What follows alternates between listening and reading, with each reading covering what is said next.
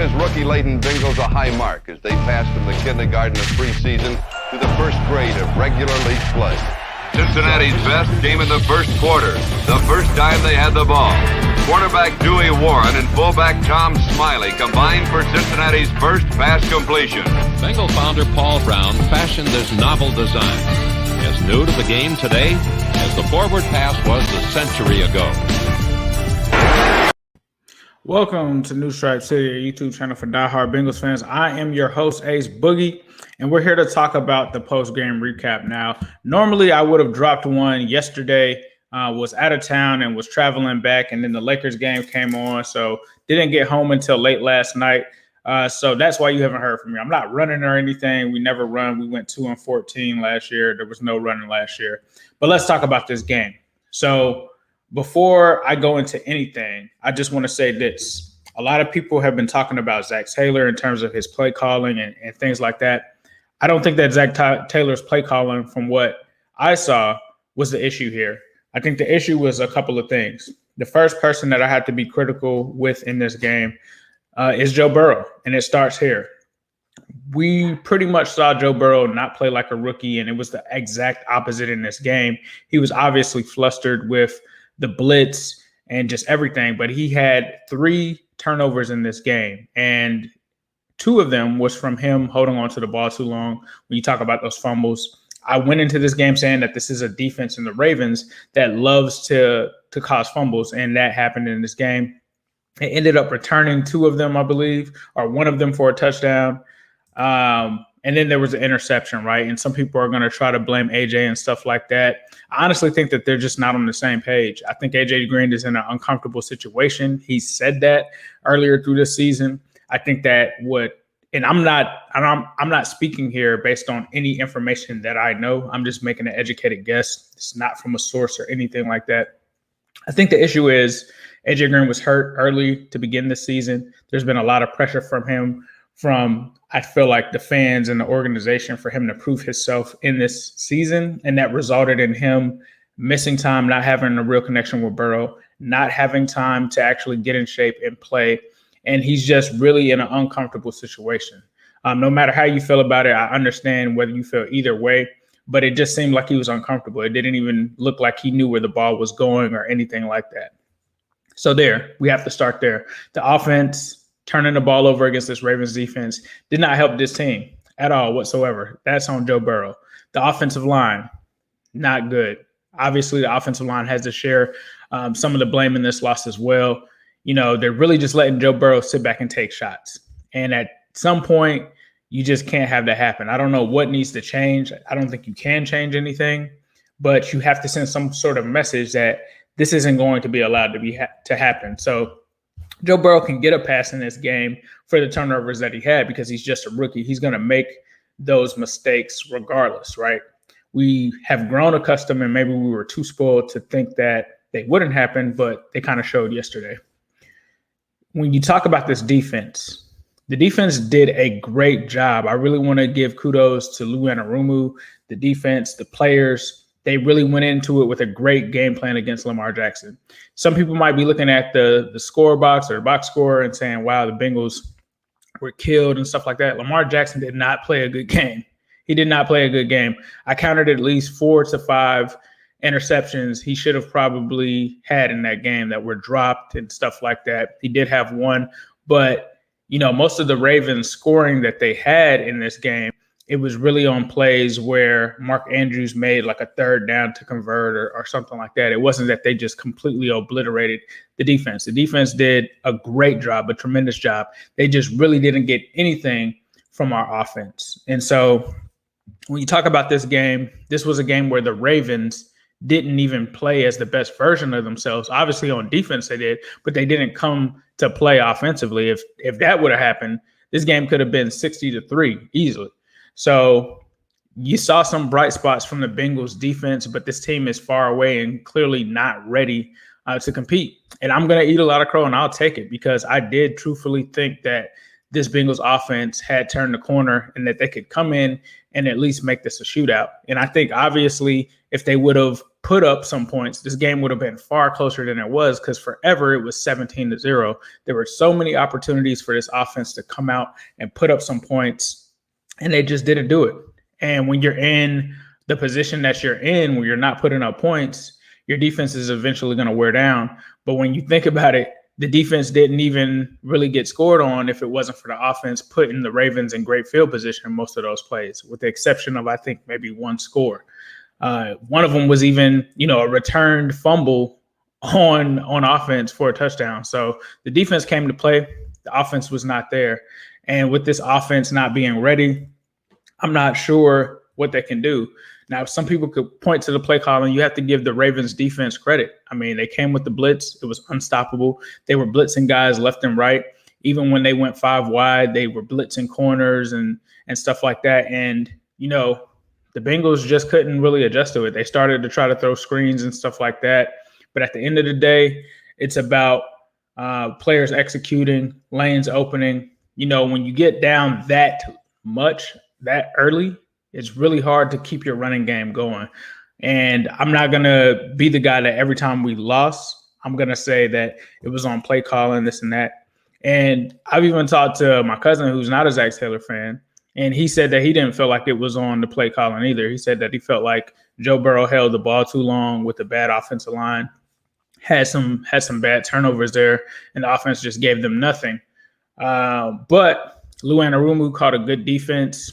This team, to me, is obviously not ready. I'm sorry for giving you guys the false hope that I thought that this team was much better on offense. And it really just turns out to be that the Jaguars just had a bad defensive line.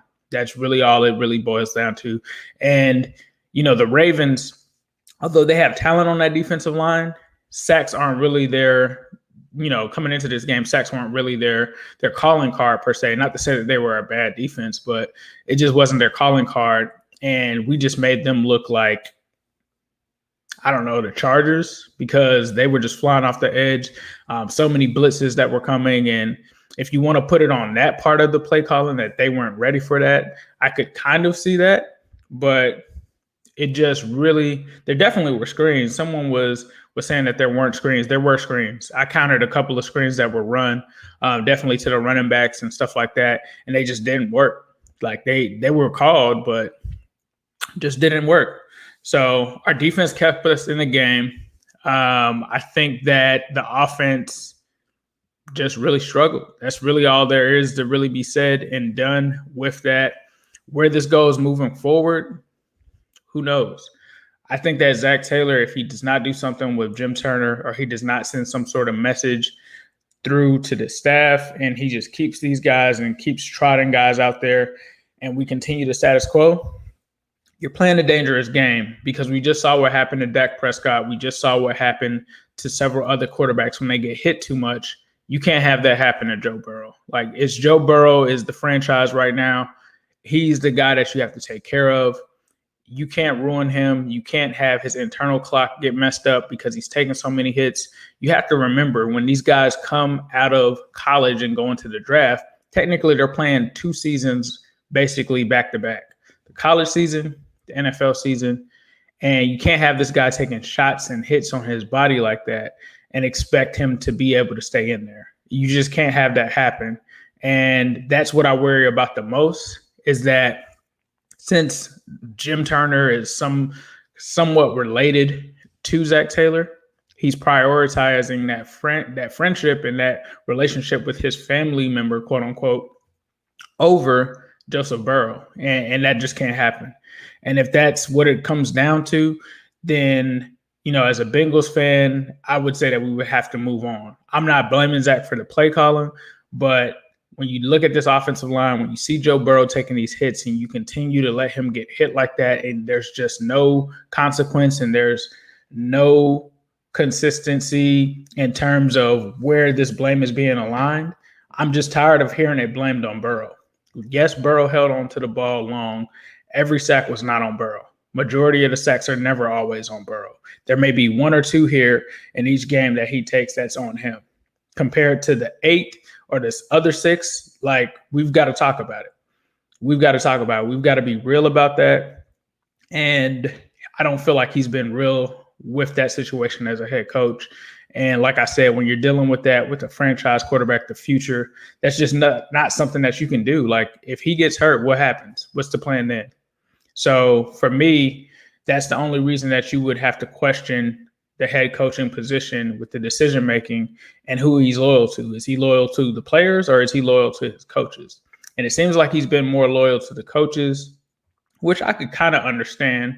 But the certain things that are kind of coming out here, whether it was Cordy Glenn last year, and I know we don't all feel the fondest of Cordy Glenn, but you just think about the weird stories that have come out from, it seems like, this coaching staff, and even before Cordy Glenn. So if you don't want to take the Cordy Glenn example as something to hold on to, think about Christian Westerman. Think about these other guys that had issues with Jim Turner that just left.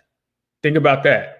And then you also talk about the Carlos Dunlap benching. I don't know how that was handled. It just didn't seem like it was handled in the best way. And then you also talk about the AJ Green situation. I don't know if that was a benching. I don't know if it was an injury. I don't know how the injury was handled coming into this season, putting him in an uncomfortable situation. That just doesn't seem like an ideal coaching environment for the players that is going to help them be successful. And so for me, that's what I take from this game. Obviously, this is not going to be a year. I'm not going to keep fluffing you guys up saying that this is going to be a year that the Bengals are going to go out and, go to the playoffs or anything like that.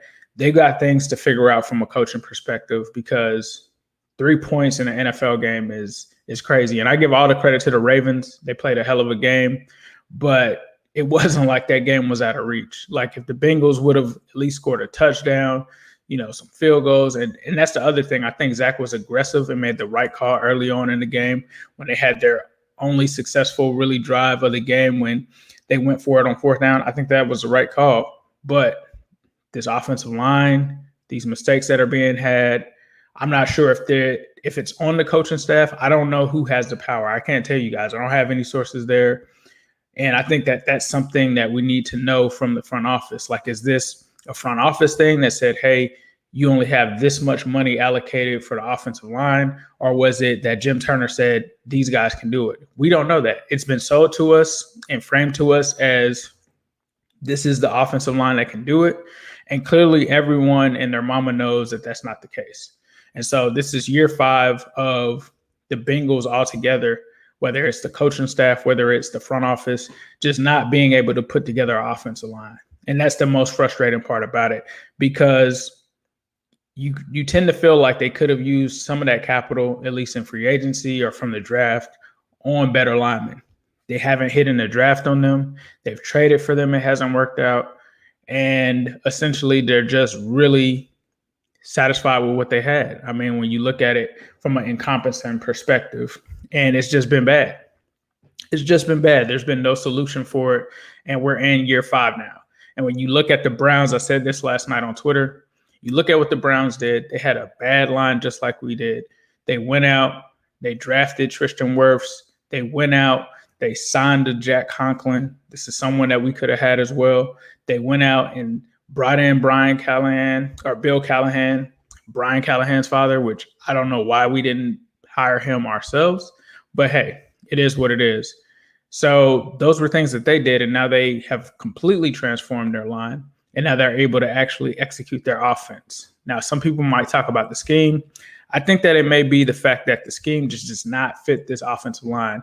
You don't have enough time for these routes to develop. You don't have enough time for these wide receivers to separate. You don't have enough time for Joe Mixon to find holes. And think about it. I talked on this channel and said when they got rid of Frank Pollock that was a mistake. Joe Mixon felt like that was a mistake, and we're seeing that right now. So going from this game, like I said, got to give the reverence of respect. Clearly, I was wrong. I was way off, 33-30. That was not even close. But we'll see what happens moving forward. We have to go ahead and take on, I think, the Colts this week. So we'll see how they bounce back. But they're going to have to make some decisions. I'm not going to predict that they're going to do anything because they've shown us in the past that they aren't. I think Zach Taylor is still going to be safe for this season. However, I think that he will finish out the season. And if they do want to go into a different direction, maybe they do that. I also talked about Hugh yesterday. And I think people just took it as, hey, you want Hugh Jackson for head coach. I was just saying it's obvious that he would be interested in any potential opening with the Bengals. I mean, it doesn't have to be head coach. It could be offensive coordinator, offensive assistant, wide receivers coach. That man just wants to coach.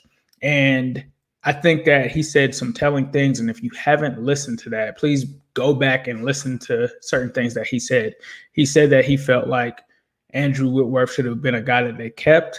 And he felt like if he would have stayed, that would have been a priority for him, because he said that the entire offense hinged off of Andrew Whitworth and his ability to block. He also talked about protecting Joe Burrow. That has to be number one. He didn't want to get into specifics or cause any issues, but he said that you have to protect him. And then he said some other things. He knows how to get certain things out of players, AJ Green, Gio, all of these guys. And he has a lot of knowledge that I think that he could pass over. But, this is a different staff. He may not have familiarity with you. That may not be a possibility. So I'm just saying, when it comes to the next staff that may potentially come in, if this thing doesn't get turned around, I think it wouldn't hurt to have a guy like Hugh Jackson there with all of his knowledge of the game and what he can do, because he was an offensive mastermind when he was here in 2015. So with that being said, let me take a look at some of this stuff. Just checking the comments real quick.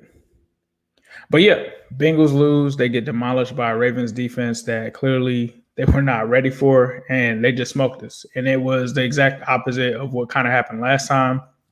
It's more so just that Ravens defense just murdered us, and Lamar Jackson they played good against and still lost in blowout fashion. So this has been New Stripe City, a YouTube channel for diehard Bengals fans. I'm your host, Ace Boogie. And as usual, we're going to leave you guys with a who day, all day, every day, especially. He gave his rookie-laden Bengals a high mark as they passed from the kindergarten of preseason to the first grade of regular league play. Cincinnati's best came in the first quarter, the first time they had the ball. Quarterback Dewey Warren and fullback Tom Smiley combined for Cincinnati's first pass completion. Bengal founder Paul Brown fashioned this novel design, as new to the game today as the forward pass was a century ago.